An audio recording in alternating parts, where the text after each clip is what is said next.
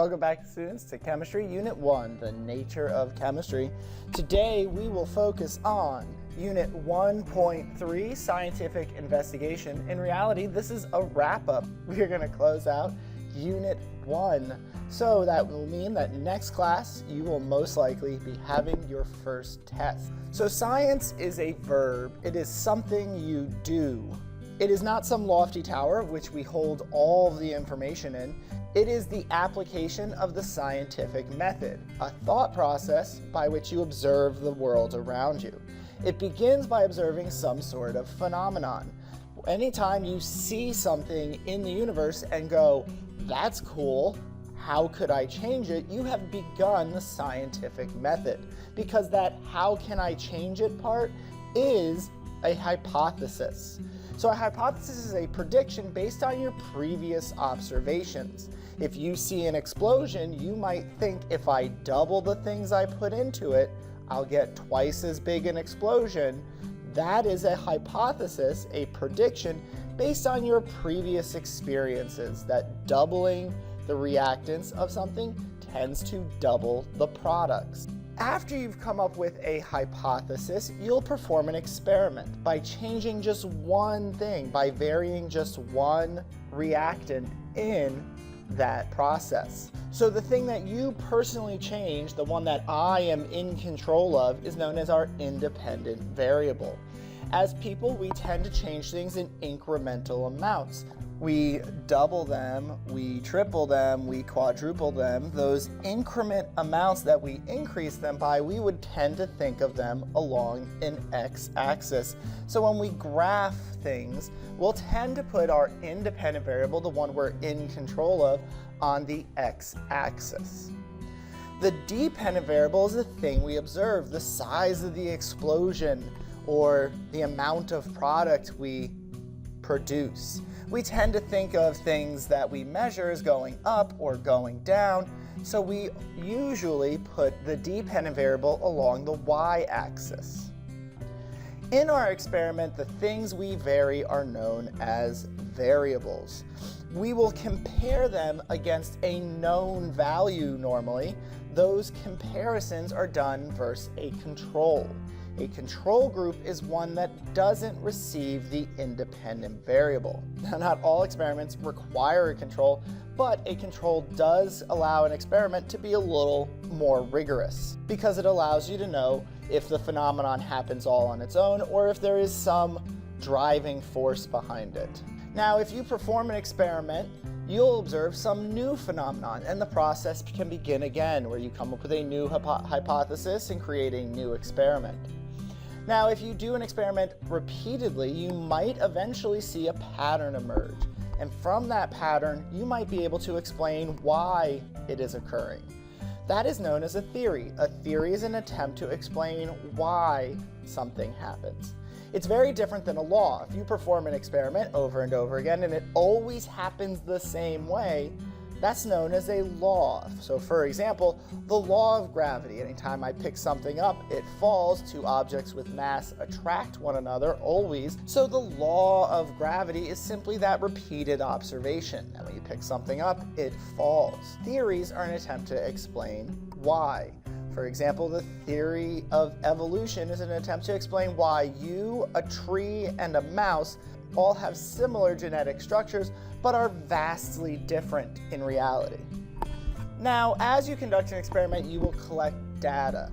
Data can be seen as either accurate and/or precise. The precision of data is how closely grouped it is to one another. So an experiment in which you constantly receive the same value, we would say is very precise. However, just because your data is grouped close together does not mean necessarily that it's correct. If you perform an experiment to find density and the scale that you're using is off and the mass is wrong initially, your density might start coming out always the same. Perhaps you get a density of water that's 1.2 grams for each milliliter. And you perform the experiment again and you get a density that's 1.2 1.2 grams for each milliliter. You perform the experiment a third time and you come up with a density of 1.15 grams for each milliliter. Your data is very precise. It's very close to itself. However, it is not accurate. Accuracy is how close your data is to the accepted value. We know that the density of water at room temperature is supposed to be 1 gram for each milliliter. So your data, while precise, is not accurate. When performing an experiment, we aim for data that is both accurate and precise. Now, as you collect your data, you may be off from the accepted value. In the previous example, we talked about how the density of water is 1 gram for each milliliter. However, on average, the experiment we talked about, we were coming up with 1.2 grams for each milliliter. Our experimental value is different than the accepted value. This is known as an error. Errors are simply the difference between the accepted value and the experimental value. And it's an absolute value when calculating error. So the error of that example that we just talked about would be 0.2 grams for each milliliter. Of a gram for each milliliter off does not seem to be a very large number. However, we often discuss error in terms of percent error because it gives you a better idea of just how far from the accepted value you were. The percent error would be if you took your error and divided by what the accepted value was and multiplied by 100. Percent error is your error divided by the accepted value times 100. In the example that we've been talking about, our error came out to be 0.2 grams for each milliliter. We know that water is supposed to have a density of 1 gram for each milliliter. So our percent error in this experiment is 20%. We were off by 20%, which is actually a sizable amount. So we must have had a scale that was pretty busted in order to get such an incorrect value. With that being said, you're able to do the left side of page 17. Please pause the video for just a moment and do the left side of page 17. In this course, the data we collect will be quantitative data, a numerical value. Numbers are only as good as what gives them to you. Now, if we are using a scale, something that is digital, please use every number off of that scale. I have various different scales. Some only go down to the hundredths place. However, if we are doing an experiment on very small numbers, for example, you may do the experiment where you calculate the thickness of aluminum foil in atoms. We need to be very, very precise. We need values then to the thousandths or millionths place. Please use every number off of a digital instrument. However, some experiments we will do analog measurements where you'll read numbers off of a graduated cylinder or off of a thermometer or off of a ruler. For example, here's a ruler, non-existent units. How long would you say this line is? Well, you would say, okay, it's definitely larger than 1, so this line is 1 point something, right? You can estimate that this line, that this arrow is 1.6 something long. You're estimating this 6. Some of you might have said this is 1.6. You may have said 1.7. If your resolution off YouTube is pretty bad, you might have said even it's 1.5. All of these are acceptable answers because this is an estimated digit based on the precision of the instrument we're using. The precision for the instrument that we're using runs out 1 decimal place past what it's rated for. If I give you an instrument that's a little bit more precise, for example, if I gave you this ruler, you would be able to say, oh, well look, this is 1.5. It's slightly more than 1.5. I could say it's 1.6 with nothing left over. Or it's 1.6.5. Like maybe if you went in and looked at, okay, how many ticks could I put between those spaces? Both are acceptable values to say, oh, it's 1.6.5. That's because that last digit is an estimated value based on your interpretation of that line. So anytime we use an analog thermometer or we read things off of a graduated cylinder, please go 1 decimal place past what the instrument is rated for. Estimate a decimal place past that. Additionally, when reading a graduated cylinder or anything that has capillary action, so for example, the thermometers that we use will most likely not have this. However, a graduated cylinder, if we were measuring the milliliters in this graduated cylinder, you'll see what's known as a meniscus. A meniscus is this curved phenomenon that we will talk about when we talk about liquids. Please read from the bottom of the curve and estimate your digits based off of that bottom curve part. So where precision runs out lets us know how good our measurements were. We would want to retain that information. When conducting an experiment, you want to retain how precise your measurements were. So this is known as significant digits. Digits within a number that matter in terms of the precision of that experiment. We use significant digits to determine where to round after calculations. So the definition of a significant digit is any non-zero. So 1, 2, 3, 4, 5, 6, 7, 8, 9 are all significant digits. Zeros are considered placeholders. So in the number 100, these 2 zeros are placeholders. They let you know that the number is bigger than the ones column, bigger than the tens column, that this is 100. Or leading zeros are considered placeholders. They let you know that it's less than 1, less than a tenth, less than 100th. It's 4 1,000ths of a number. Placeholding zeros are not significant. They simply let you know on what scale the thermometer or graduated cylinder was rated. What is significant are the non-zeros. Now, a zero can be made significant if it meets one of 2 criterias. A zero that is sandwiched between 2 non-zeros is considered significant because they provide context for the other 2 significant digits. So in the number 1002, there are 2 non-zeros, so that's 2 significant digits, and they sandwich 2 zeros for a total of 4 significant digits, or sig figs, significant figure. A zero can also be made significant if it is the very last number after a decimal.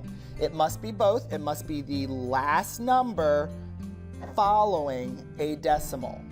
So in the number 0.0010, this 0 is significant. It allows you to know that that 1 1,000ths did not have any other change after it. So the number 0.0010, the 3 leading zeros are just placeholders.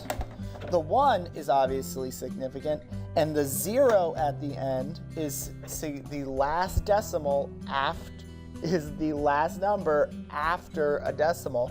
So it is also significant. So there are only 2 sig figs.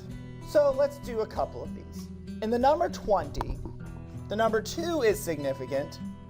This 0, however, is not sandwiched, and it is not the last number after a decimal, so it is a placeholder. So the number 20 only has one sig fig. We could make that number more precise by saying 20.0. In the number 20.0, the 2 is obviously significant.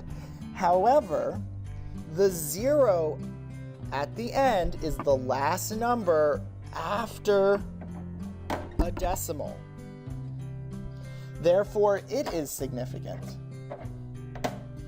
And since it's significant, it creates a sandwich.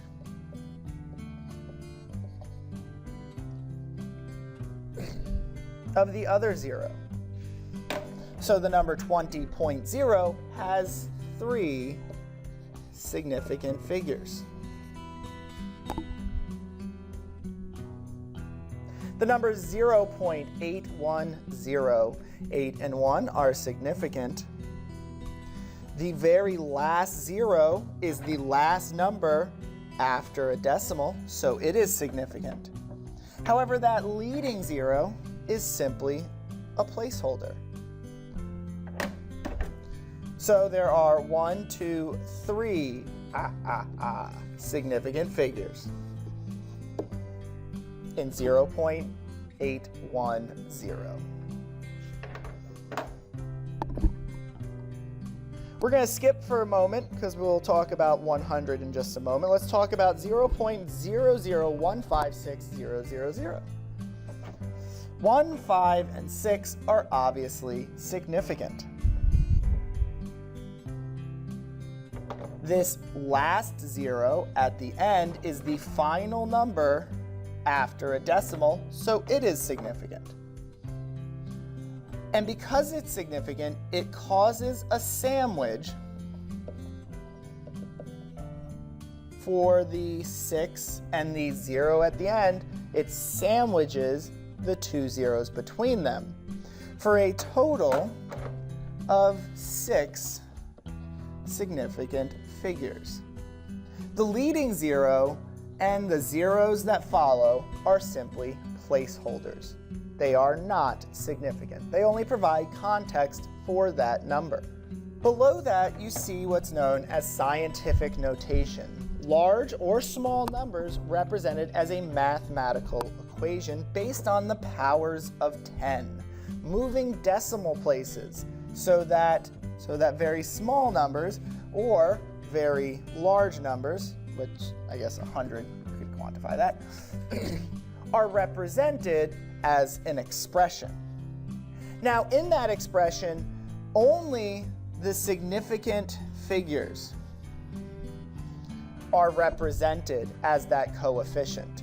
So only 6, 0, and 1 are considered significant. In just a few moments, we will talk about scientific notation and using significant figures to write them. However, for this example and for the work that's about to follow it, when looking at scientific notation, you only look at the coefficient to determine significant figures. So 6 and 1 are significant and create a sandwich of the 0. So there are 3 sig figs. We ignore the mathematical expression of 10 to the third because its whole purpose is to provide context for those significant figures. These rules of thumb for determining if a number is significant are just that, generalizations, rules of thumb. There are a plethora of rules for when a 0 is significant and when it is not. Some of them are very strange, like for example, you can put a line over a 0 to say that 0 is significant. However, that does not come up very often in general or even AP classes. What can show up sometimes, though it is exceedingly rare, is to state that a number is definitively a whole number. So for example, 100 point. While there may be other values after this, we know for a fact that maybe the scale or the thermometer read 100, and then there was other values present, possibly. But we know that it was definitely 100.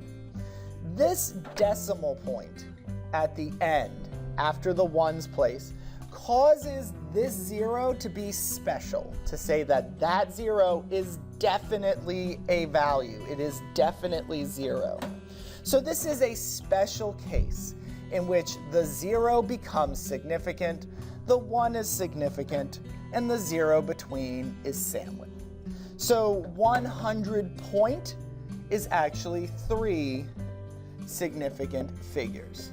I will most likely avoid this scenario on your quiz or on your test or in your work. However, I want you to be aware that this is a special case. With that being said, you are able to do the right side of page 17. So please pause the video and do the right side of page 17.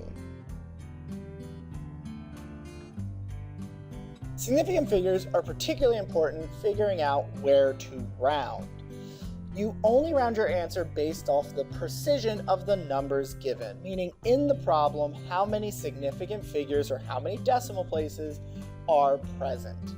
Now, when you multiply or divide, you round to the least number of significant figures in the problem. So here we have two calculations. If I wanted to find the area of some space, that's 4.56 meters by 1.4 meters. I type in the calculator and end up getting the calculator to vomit back 6.384 square meters, which is a great answer. However, it is not the correct answer. The correct answer is rounded based off of the significant figures present. 4, 5, and 6 are all non-zeros, so there are 3 significant figures. 1 and 4 are non-zeros, so there are 2 significant figures.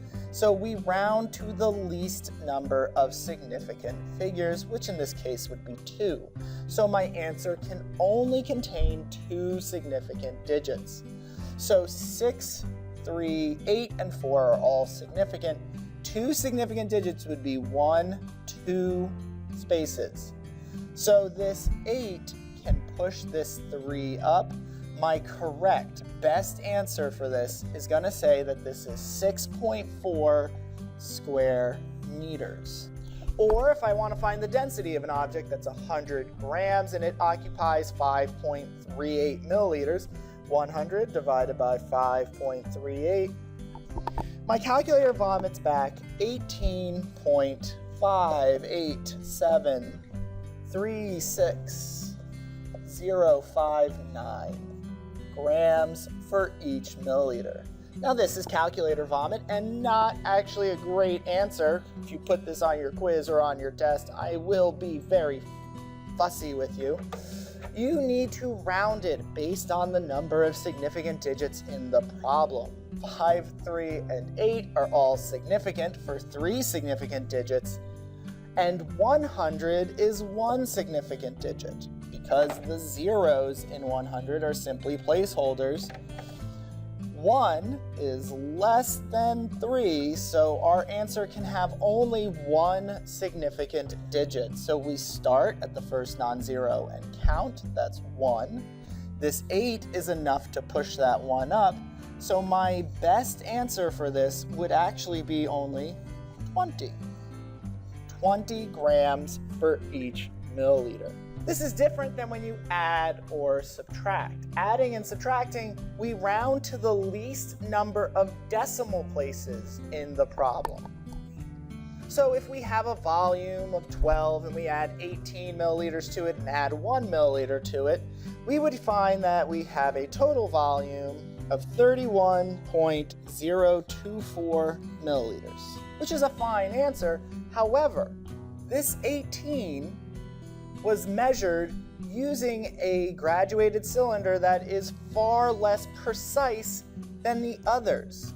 These other graduated cylinders go down to the thousandths place, while this first graduated cylinder, this 18, only goes down to the tenths place.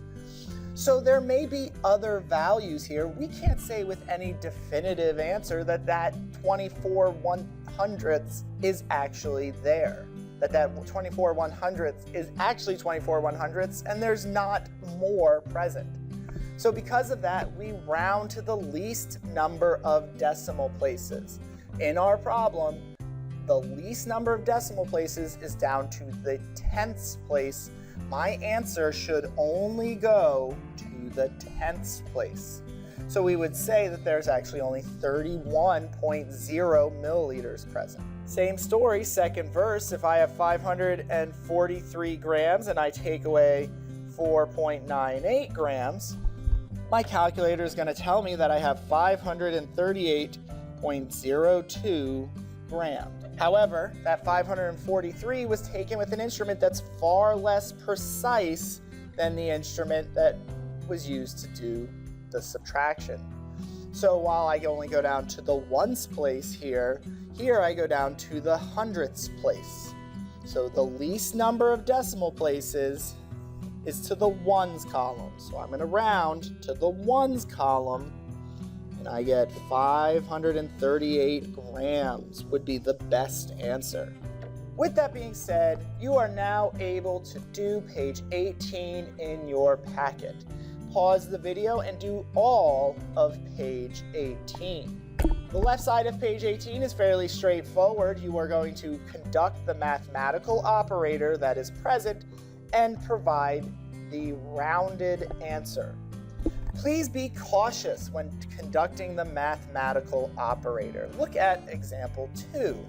You have meters cubed, some sort of symbol, and then meters. You cannot subtract meters from cubic meters. That symbol is most likely a division sign. However, after 10 years of teaching and multiple copies of stealing these pages from various places, the copier made that division sign look like an addition. That's not right. You are able clearly to figure out that that must have been divide. So please look at the units for each one if there's any confusion on whether you're supposed to add or divide. Subtraction and multiplication are fairly straightforward. You can tell them apart. But for number 2 and others like it, you will need to divide. I would actually suggest that you start with the left side of page 18. Part 1 is simply telling me how many significant digits are present. Part B is telling me what the rounded answer is to the number of significant digits. So for this first example, 1,070 to one significant digit would simply be 1,000. Count the first non-zero, 1, and then round to that space. Two significant digits, count the first 2 non-zeros, so start counting at the first non-zero, 1, 2, means that we are going to round here. That 7 pushes the 0 up, so 1,070 to 2 significant digits would be 1,100. To 3 significant digits, start at the first non-zero, 1, 2, 3 spaces. 1,070 to 3 significant digits is 1,070. That being said, please complete page 18. There are exceptions to significant digits. For example, counting numbers. If I count the number of tomatoes in this picture, there are 1, 2, 3, 4. There are definitively 4 tomatoes there. Counting numbers have an infinite number of significant digits. I know that there are exactly 4. There is nothing after that. This is 4. Definitely 4, nothing else. So we would say it has an infinite number of significant digits. Numerical values also have an infinite number of significant digits. By saying I have a dozen, a pair, or 6 sextillion, which is what a mole is, I know that I have exactly that value. And same with mathematical operators, such as pi has an infinite number of significant digits. The atomic masses on the periodic table are also said to have an infinite number of significant digits. Later in the semester, we will talk about the decimal places off the periodic table. Generally speaking, you can use just 2 decimal places off the periodic table and be satisfied. So in this course, we will work with very large and very small numbers. Using those numbers with all of their place-holding zeros will be problematic. So, to conserve time and energy, we can abbreviate or shorten those values by writing in scientific notation. Scientific notation converts very large or very small numbers into a mathematical operation. So scientific notation does have some rules. This mathematical expression has to follow the following rules. The coefficient, the numbers in the front part, has to be a number between 1 and 9. The exponent will always be a whole number because it represents the number of spaces you move the decimal to the left or to the right. So if we multiply by 10, we will be getting very large numbers, so anytime that exponent is a positive value means we have large numbers. However, if you were to make a smaller number, you would be dividing by 10. So anytime we have a negative value for our exponent, those are small numbers. So let's get some practice writing in scientific notation. It's a fairly straightforward process. The first thing we'll do is figure out what our significant digits are. So in the number 0.012, the preceding zeros are simply placeholders. 1 and 2 are my only significant digits. So I will write all my significant digits, 1, 2, and put a decimal place after the first number. So 1.2 is my coefficient. It's a mathematical operator, so you'll write times 10 and onto the exponents. The exponent is how many spaces you have to move the decimal place to get this number and this number to be the same. So my decimal place is here. I need to move the decimal place 2 spaces. Now I moved those 2 spaces to the right. I made a larger number from a smaller number. This number is small, so these are negative spaces. Or you could just realize that going to the right is always going to be a negative exponent. In the number 4,201, 4, 2, 1 are all significant, and the 0 here is sandwiched. So actually every single one of these numbers is significant. We put a decimal place after the first one to say 4.201 is our coefficient times 10. And now, how many spaces will I have to move the decimal to get the 2 numbers to be the same? The decimal place is after the 1 here. It is understood. So there's 1, 2, 3 spaces that I would have to move the decimal so that these 2 numbers are the same. And I am working with a very large number, so it's a positive 3. So my scientific notation for this is 4.01 times 10 to the third. 7 and 4 are significant, and this 0 is the last number after a decimal, so it is also significant. So 7.40 is my coefficient times 10 to the 1, 2, 3, and I'm working with a small number, so it's the negative third. 1 is significant. Both of these zeros are simply placeholders, saying it's more than 1, it's more than 10, this is 100. So this is simply 1 times 10, and I need to move the decimal space 2 spaces. So this is 1 times 10 to the second. 1 and 2 are significant. However, all of the zeros leading up to that are simply placeholders. So 1.2 is going to be my coefficient times 10, and I need to move the decimal place 1, 2, 3, 4, 5, 6 spaces, and I'm working with a small number, so it's -6, or I move 6 spaces to right, and therefore it is negative. Lastly, 4, 5, and 7 are significant. And because 5 and 7 are significant, the 0 becomes a sandwich, so it is significant. So 4.507 is my coefficient times 10, and I need to move the decimal place simply 1 space to the left, and therefore it's a positive exponent. Now, going from scientific notation back to the number is also just as easy. Start by writing out the entire coefficient, 1, 6, and 5. Now, look at the exponent. It is negative, you are going to go to the left. If the exponent is positive, that means you're working with a large number. So you need to make the number larger by moving your decimal to the right. So 1, 6, and 5 times 10 to the -3 means that I'm going to take this decimal and move it 3 spaces to the left.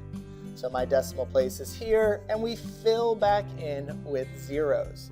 So we get 0.00165. These are the same value. 9.4 times 10 to the -1st means that we're going to move that decimal 1 space back. So we get 0.94. 5.46 times 10 to the 7th means we're going to move the decimal place 7 spaces to the right. There's 2, 3, 4, 5, 6, 7, and fill back in with zeros. So 54,600,000 is the same as 5.46 times 10 to the 7th. 6.6 times 10 to the 0, any of you that are good in math know that anything to the 0 is automatically 1, so really that's 6.6 times 1, or 6.6. And lastly, 71012 times 10 to the 2nd means that we'll move the decimal place 2 spaces to the right since it's a positive exponent, so we get 710.12. With that being said, I handed out in class a sheet of paper with scientific notation on it. If you are not in class, you will not need to do that page unless you particularly want to, in which case, come see me.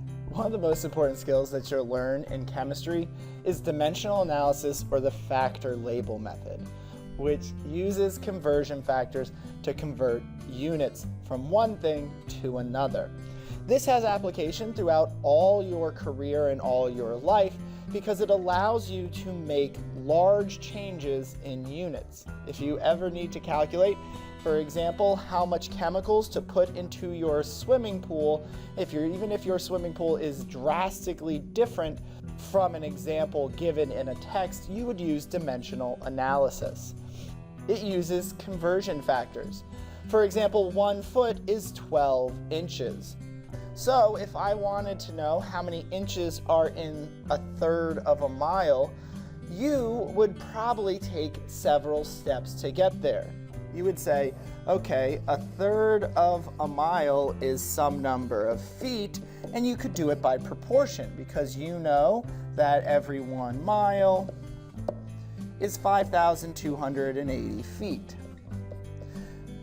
And then whatever answer you get from that, some number of feet is some number of inches, and you could set up a proportion again, that there's 1 foot in every 12 inches.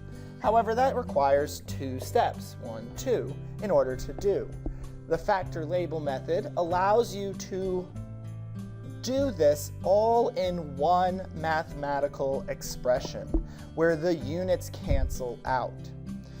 Now, the reason that this proportion works is because when you cross multiply, your factors of miles cancel out and you're left with feet. So this canceling out of units of the factors is what the factor label method is built on, that units need to cancel out.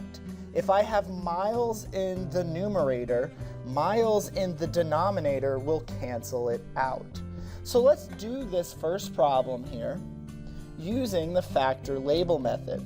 We're going to set up a train track of steps that we'll follow to get to the end. We'll start with the values we're given, 1/3 of a mile, and we're going to end up with the units we're looking for. We are trying to get to inches. Now, if you look at the factors I've given you, you do not have an inches to mile conversion. You've got a step in the middle of feet. So, our first step on our train tracks will be to get rid of miles. So miles need to go in the denominator. And we'll convert from miles to another unit that we can convert to given the factors we have.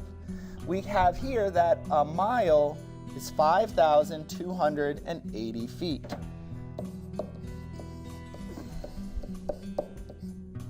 So for every 1 mile, there are 5,280 feet. Mathematically, when we multiply by feet and divide by miles, miles cancel out. If we were to do this right now, we would end up with an answer in feet.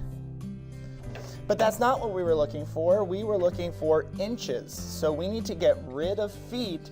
And look, we have a conversion factor to go from feet to inches. For every 1 foot, there are 12 inches. By multiplying by inches and dividing by feet, feet cancel out and we're left with inches. So now we have a mathematical operation here. 0.3 times 5,280 over 1 times 12 over 1. Or, in layman's terms, you can multiply all the numbers on top, multiply all the numbers on bottom, and divide the two. 1 times 1 is 1. 0.3 times 5,000 times 12 is 19,008. So our answer is 19,000 inches is 1/3 of a mile. This can also be used to convert miles per hour to feet per second. We can convert any unit practically using factor label method just by labeling the factors and canceling out the units so that we end up with what we want. Again, you'll start your train tracks with the units you have. I have 90 mph, or miles per hour, really means the number of miles you travel in 1 hour.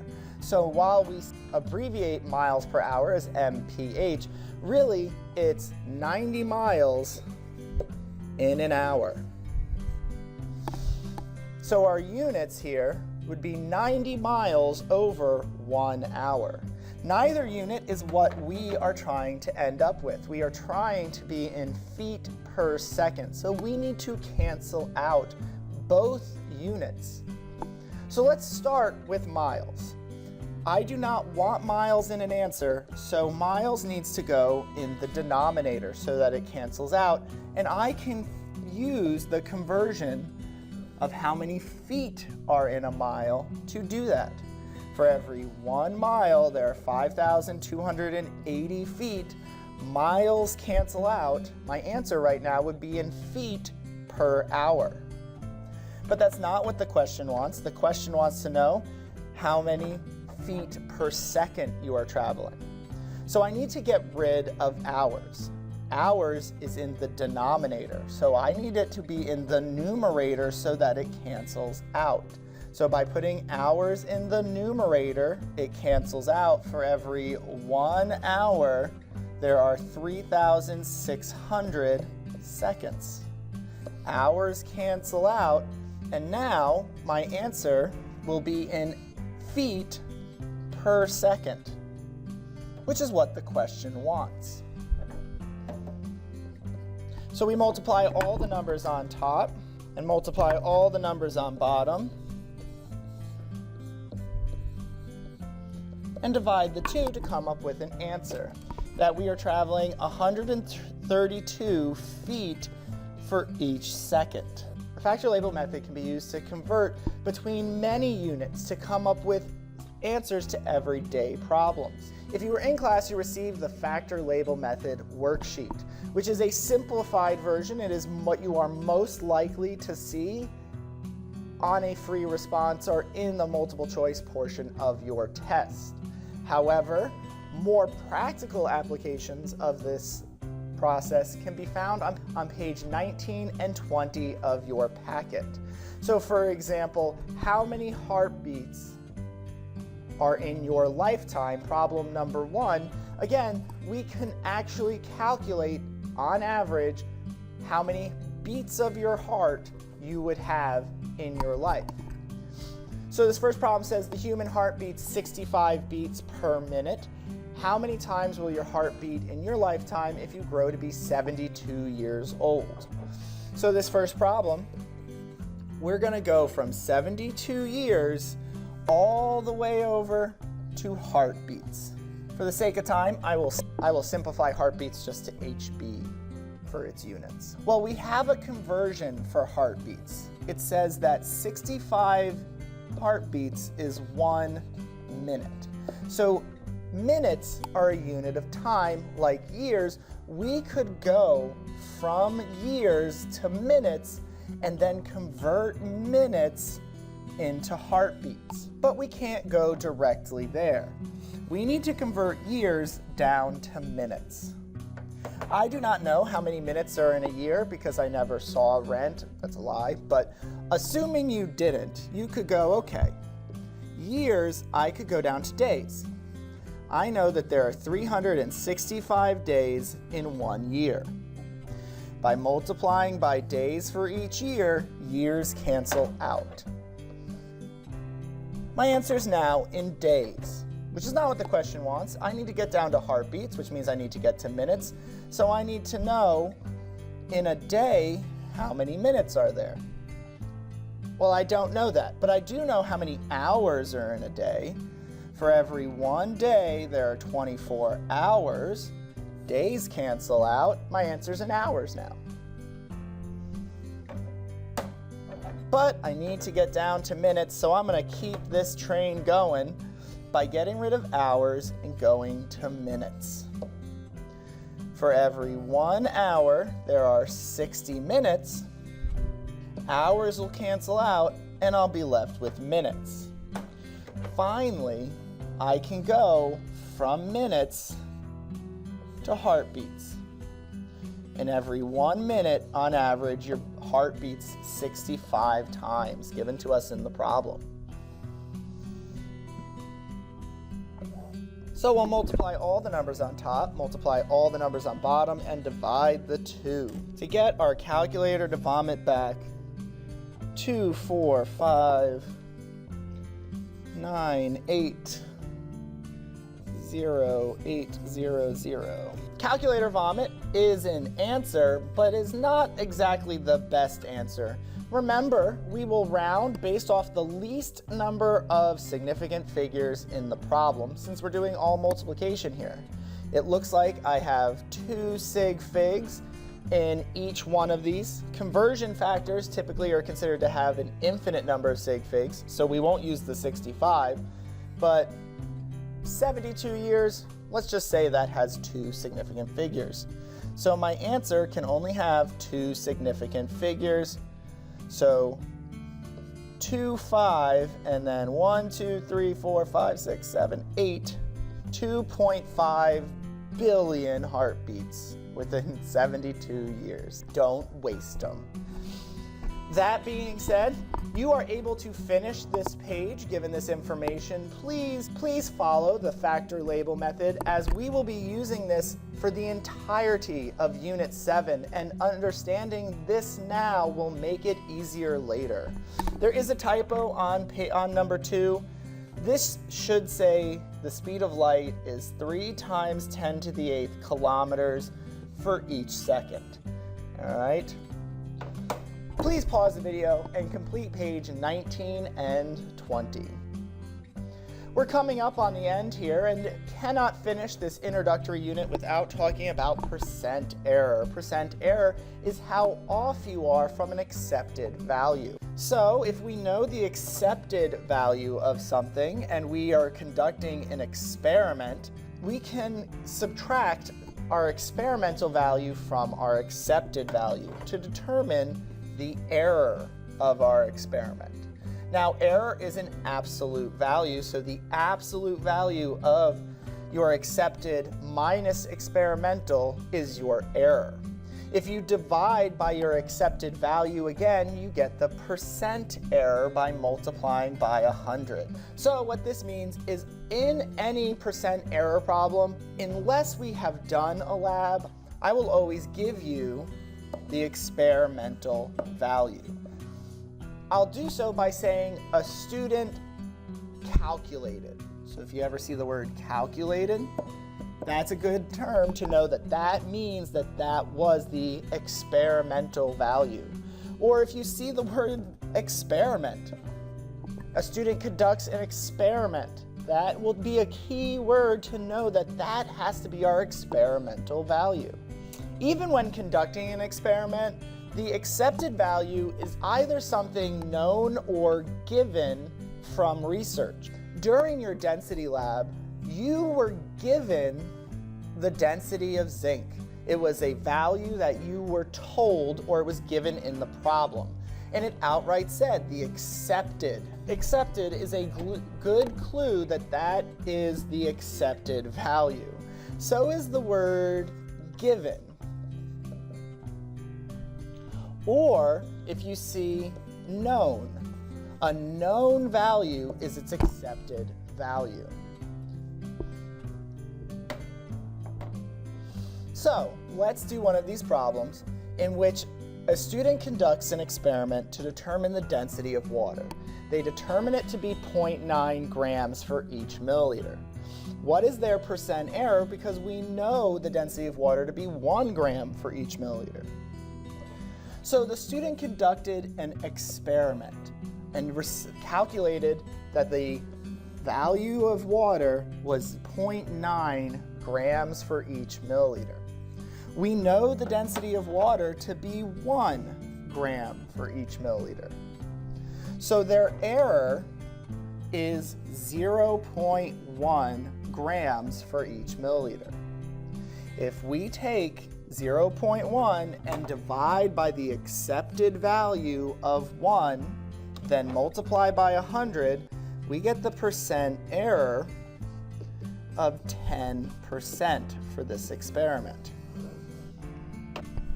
You're also now able to do page 20 in your packet. Please pause the video and do page 20. However, please note that page 20 is a simplified version of percent error problems. It will never happen that I will outright tell you what the experimental and accepted value are. You are most likely to see this as a word problem like example 9, where you need to think a little bit about which value is which. Please remember that the error is an absolute value. All right, so neither positive nor negative, it is an absolute value.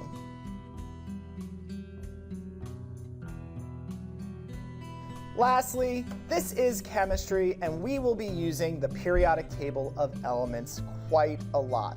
So it would behoove you to know some key parts of the periodic table. So the periodic table is organized into rows and columns. The rows are called periods, because as you move from left to right across the periodic table, there are patterns that repeat periodically. So left to right are periods. The columns are known as families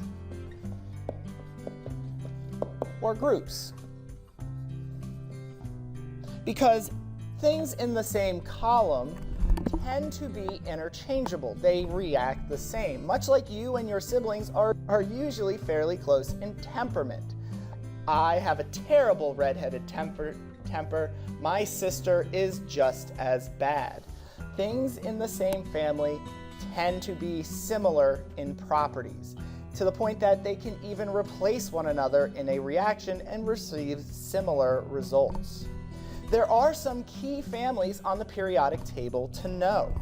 So the first family on the periodic table, the alkaline metals, are extremely reactive. So reactive actually that they are not found in nature as elemental substances. There is no such thing as a block of lithium in nature because they react with water explosively and produce a large amount of heat and hydrogen gas. So group 1 are known as the alkaline metals. Next to them, the alkaline earth metals, column 2, some are found in nature, thus the alkaline earth metals, and we've known for a long time that when placed in water, they cause solutions to become basic or alkaline. That's where these two families get their name. So group 1, alkaline metals, group 2, alkaline earth metals, and then you've got this dip in the center. The dip in the center are the transition metals. Transition metals have a wide variety of properties. The general rule that things in the same family tend to behave the same kind of breaks down slightly for the transition metals. For example, zinc is part of your diet. You get it from leafy greens like spinach, and it's part of your immune system. However, just one down from zinc, cadmium, when bound to organic compounds, produces some of the most toxic substances on the planet. So their properties are different from one another. So that family rule tends to break down in the transition metals. Now, we've been saying metals a lot. That's because the vast majority of the periodic table are metals. If you draw a diagonal line from boron down to the end, that's the end of the metals. And it's things you've thought of as metals. For example, zinc or aluminum or gold or silver, calcium. These are all metals. Metals are shiny or have luster, is that fancy word for that. You can bend metals. The word for that is malleable. And if you heat a metal up, you can pull on it and it will pull apart like silly putty, producing wires. The ability to produce wires is known as ductility. You've known for a long time that metals are good conductors of energy, so electricity, but as well as heat. All of your pots and pans in your kitchen are made out of metals, such as iron or aluminum or tin. And that's because of how metals are held together. Metals are held together by their attraction for their electrons. We will talk about metallic bonds in Unit 4, but for right now, just knowing that metals are shiny, bendy, can make wires, and conduct electricity are enough to get you through. Know that the first family are alkaline metals, and the second are alkaline earth metals, and transition metals make up the dip in the center. Most metals on the periodic table have abbreviations that are similar to their name. For example, calcium, Ca, and lithium, Li. However, some have some old symbols from their antique names, from their Latin names. So for example, copper is Cu for its Latin name cuprum, or iron is Fe for its Latin name ferrum. My favorite is lead, whose Latin name was plublum, so its abbreviation is Pb. Let's move on to nonmetals. That diagonal line from boron separates the metals from the nonmetals. Metals are shiny, non-metals are dull. Metals conduct electricity, non-metals insulate energy. Metals are bendy or malleable. Non-metals are brittle, they fall apart in your hand, and they typically are things like gases, so chlorine, fluorine, oxygen. These are normally gases. When it comes to non-metals, there are some families you should know, starting with the halogens. Halogens are the most reactive elements on the periodic table. They are column 17. None of them are found naturally in nature. You will never come across a cloud of fluorine gas. That is because fluorine rips things apart on an atomic level. It steals electrons from things. If you found a cloud of fluorine gas, first off, it would be a brownish yellow cloud that anything it touched would immediately catch on fire. No matter what it was, concrete, buildings, walls, everything would immediately be on fire because it would be oxidizing, it would be losing electrons. So halogens are column 17. The reason halogens are so reactive is because they are one electron short of being a noble gas.